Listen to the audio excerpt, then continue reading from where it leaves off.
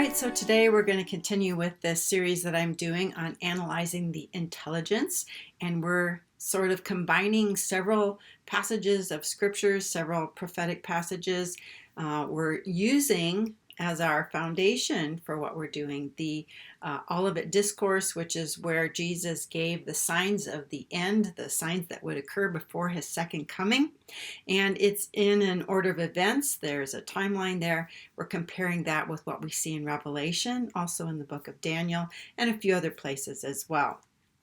So what I have up here is just sort of a timeline of events that we've already discovered in the book of Matthew. And in Matthew 24:15, Jesus alludes to the abomination of desolation, and let the reader understand, go back to the book of Daniel. And so we know that when Jesus was cut off, he was crucified, that after that time the Romans would come in, destroy the city and the sanctuary. Jesus knew that from the prophetic scriptures. We also know that Israel would have to be regathered in order for these particular end-time prophecies to play out, especially ones involving Jerusalem and the temple. So Israel was regathered in 1947-48, however you want to look at that.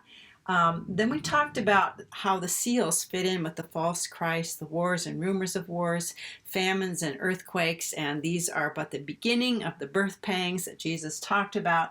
And then people are going to be delivered up to tribulation. These are believers. We know that because it's for Jesus' namesake that these people are killed. So that fits in with the fifth seal martyrs. And we know that these things actually will take place before this event that's called the Abomination of Desolation. So we also know then that it's from other things that we've read that it's not the beast that's killing these people. It's not the Antichrist, because even though he's on the scene, I think with the first seal, he doesn't actually have the authority or the power to kill them until after the Abomination of Desolation. And this is something that we learn in the book of Revelation, where it's after he is given power and authority from the dragon that he actually starts to put people to death. And this is kind of per the instructions of the false prophet who will be on the scene at that time as well. Okay, so what we're looking at today is this next passage in Matthew 24, starting with verse 10.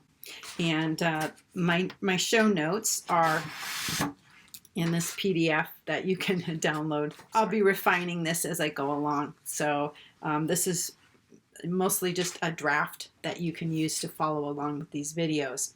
So let's take a look at verse 10. And then many will fall away and betray one another and hate one another, and many false prophets will arise and lead many astray. And because lawlessness will be increased, the love of many will grow cold, but the one who endures to the end will be saved. And remember, this is in the context of what we read right before it in verse 9. And then they will deliver you up to tribulation and put you to death, and you'll be hated by all nations for my name's sake. So who are the people then who are going to be putting believers up to death and turning them over? Jesus further describes that in verse 10. Many will fall away and betray one another and hate one another. And the falling away here is even people who, said they were Christians, or people who were maybe nominally Christians, churchgoers and stuff, that when things get really, really rough, okay, and remember, this is even before the Antichrist comes on the scene. When things get really, really bad, people are going to start betraying each other, even within the church. And yes, there's going to be believers present at this time. Some of them will have been already taken in the rapture, because we know that before Jesus will open any of the seals, that there's a group of believers in heaven. These are people who are going to rule and reign with him. They are the 24 elders. So after the 24 elders are in heaven, there are still Christians who are on the earth, whether they're brand new Christians or whether they're people who kind of didn't qualify as the whole being a part of that priest, king, firstborn kind of group, for whatever reason, there are still believers that are present on the earth, and they are the ones that are going to be given over or given up to tribulation, and many people are going to fall away, and they're going to hate one another. Jesus talked about this in another passage, and I'll be inserting this later on, where he said that when it comes to Jesus, he's going to be a great divider. There's going to be, in a home, there's going to be a father against a son, a mother against her daughter, mother-in-law against daughter-in-law. And Jesus said that a person's greatest enemies are going to be members of their own family.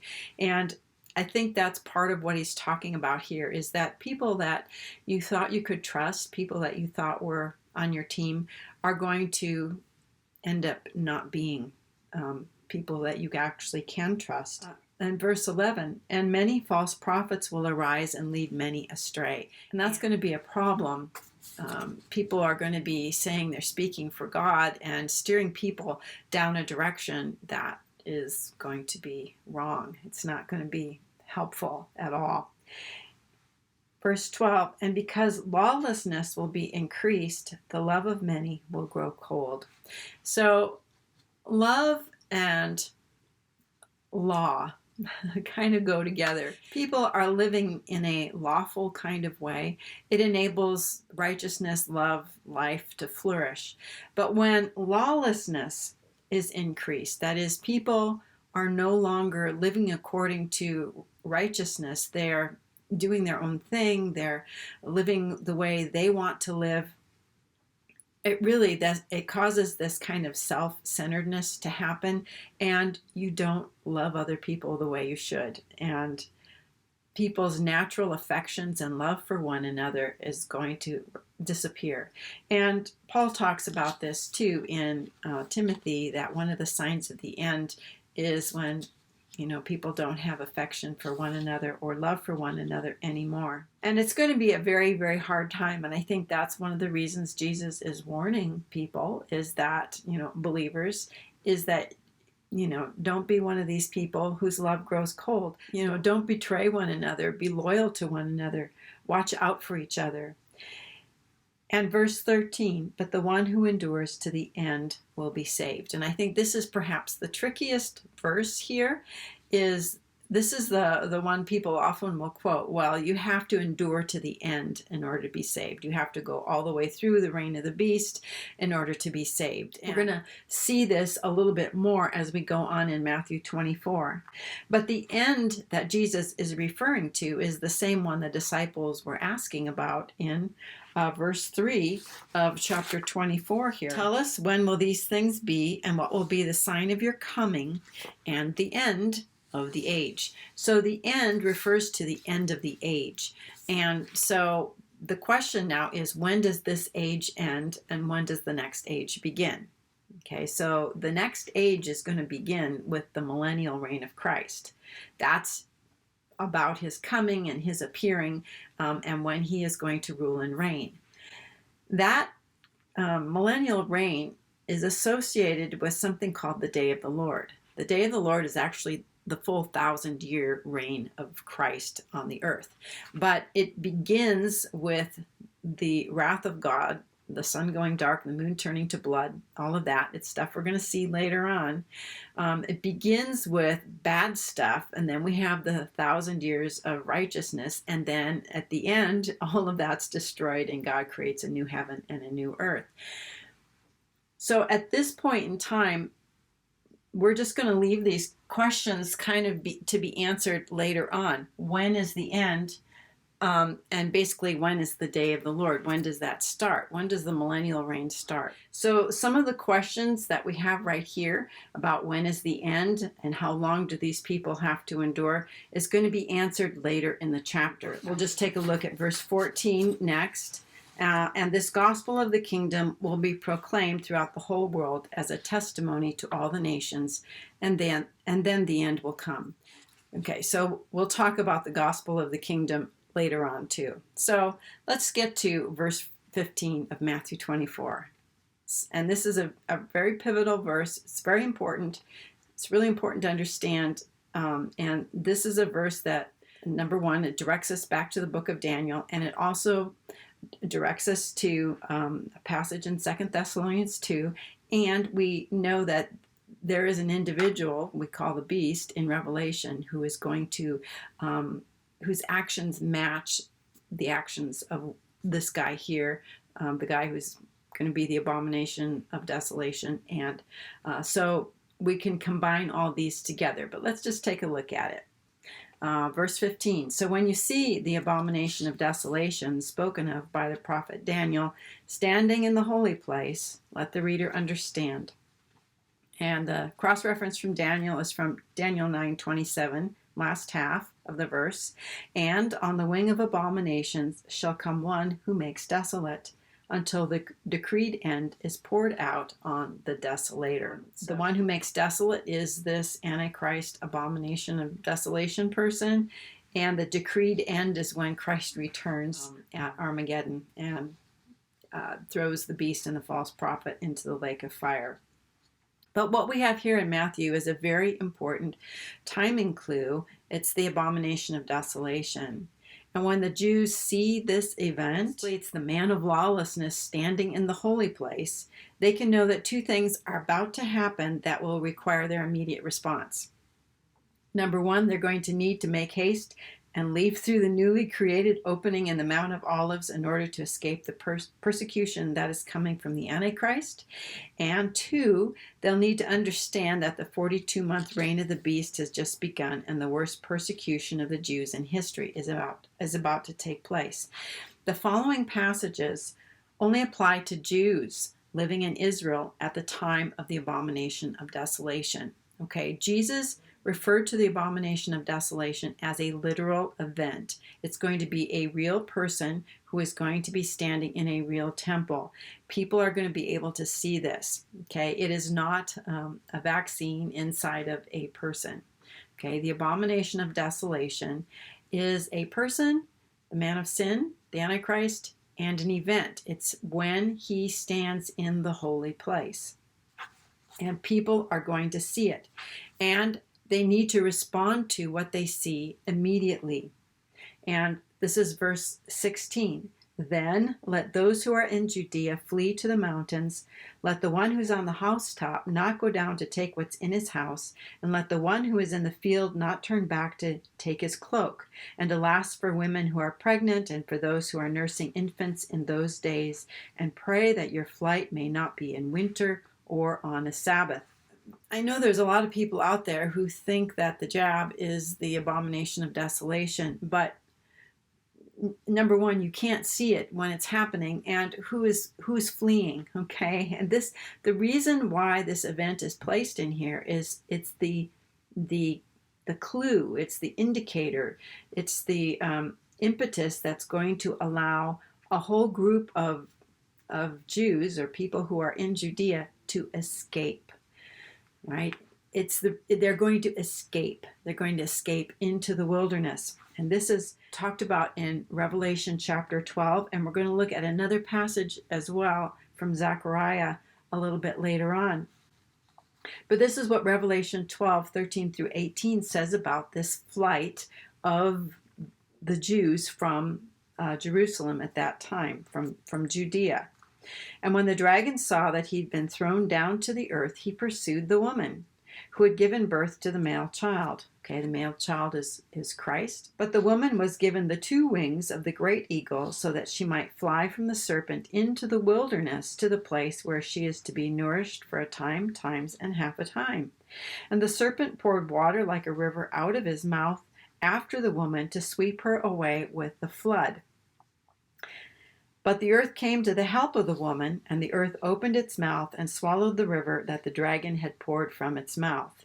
And then Revelation 12:6, and the woman fled into the wilderness, where she has a place prepared by God, in which she is to be nourished for 1,260 days.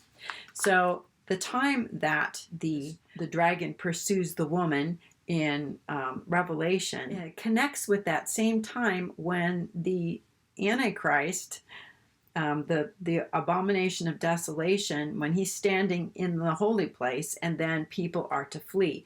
In both cases, we have people fleeing, and we actually have them being pursued in Revelation, and we know that terrible times will come after this event has happened, terrible persecution for the Jews. The symbolism here in Revelation 12 is the woman is given 2 wings of the great eagle. This is not an airplane, okay? They're not going to be airlifted into the wilderness. This is a symbolic of how God said he delivered the Israelites from Egypt. He bore them on eagle's wings. So this is symbolic that God is going to be delivering them. And he's going to help her to flee into the wilderness, this remnant of Israel. And he is going to feed her in the wilderness, just like God took care of the Israelites during their time of wandering in the wilderness. And then when it says the serpent poured water like a river out of his mouth to sweep her away with a flood. Remember in the book of Daniel, it talked about how that there was going to be the people of the prince who is to come will destroy the city and sanctuary, and its end will come with a flood. Okay, we're not talking about literal water here. We're talking about a flood of troops coming over a wall, just the way water will overflow its banks. And this is the same kind of flood we're reading about in Revelation chapter 12. It's not a flood of water. It's a flood of troops or an army that's coming to capture or to seize this remnant that's fleeing into the wilderness. And then it says that the earth came to the help of the woman. And from another passage we read in Zechariah, okay, and I'm making connections, okay, from all these passages. That's how we examine the intel, and we are placing the prophetic passages kind of into their right place on a timeline. Okay, that's what we're doing here, okay? So in a passage in Zechariah 14, we read about how Jesus steps on the Mount of Olives, and the Mount of Olives splits. There's a big earthquake, and the mount splits, and that people flee through that opening in the mount. Now, a lot of people have Jesus returning at his second coming to the Mount of Olives, and that they say that that's when the mountain will split. But that doesn't make any sense, that we have Jesus splitting the Mount of Olives and people fleeing through that mountain. Why would they do that? Jesus has come to rescue them without any action on their part. Why would they run away? There's reasons why people have said Jesus will return to the Mount of Olives, but they only believe that Jesus is coming once. And in this case, it looks like Jesus may actually come to lead the remnant of Israel into the wilderness at that time of the abomination. Okay, right around that time. And we'll be looking at that a little more closely. The mountain opens up, the remnant flees through, and then there's going to be just a really brief period of time, it seems like to me, when they will be able to flee, and then that mountain will close up and it'll close back up on the army that the dragon has sent after them. So let's take a look at the passage in Zechariah 14:4 and 5. On that day his feet shall stand on the Mount of Olives that lies before Jerusalem on the east, and the Mount of Olives shall be split in two from east to west by a very wide valley, so that one half of the mount shall move northward and the other half southward. And you shall flee to the valley of my mountains, for the valley of my mountains shall reach to Azal, and you shall flee as you fled from the earthquake in the days of Uzziah, king of Judah. So once the remnant has fled, the mountain will close back up again, which is the earth coming to the help of the woman. And this window of opportunity for the woman to flee will be very brief, which is why you can't go back and get your stuff. Probably less than an hour. And once the mountain closes back up, the Lord will not return again to gather any more people. But here's how we would put this on a timeline. So after we have the tribulation, fifth seal, now Jesus is talking about the abomination of desolation. And this then goes with what we read in Revelation 12.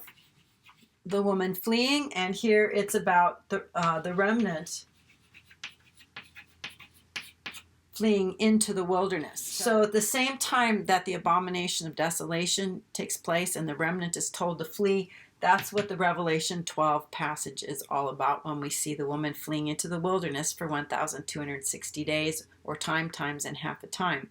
And that she's going to go on wings of eagles. In other words, God is going to lead, guide, and make sure she gets there, and then provide for this remnant the whole time that they're in the wilderness. So we can extend this timeline now to 1,260 days. We get that from Revelation 12. Also, the passage from Daniel 9, 27b is also referring to the abomination of desolation. So I've probably raised more questions than I've answered, but what we're looking at here is at the intelligence. We're trying to analyze all these prophetic passages and make them work together in a way that makes sense. So one of the problems that we've had over the years is people actually talking about when Jesus steps on the Mount of Olives as being at the end. There's nothing in this passage particularly to make us believe that it has to be at the end of, what we would call the tribulation, at the second coming of Christ, except for this little phrase, in that day. Please read Zechariah 13 and 14 and make a note of all the times we see those two little words, that day, in those passages, in those chapters. And what you'll find is that day is, it's an unknown day, and it's not a particular day. It's referring to that time during the end, when end time events are going to be taking place. That is what that day means, and it extends even into the millennial reign of Christ. And so what we have to do is find out what part of that day we're talking about, and then we can put it on a timeline. And if you don't know what I'm talking about, read Zechariah 13 and 14.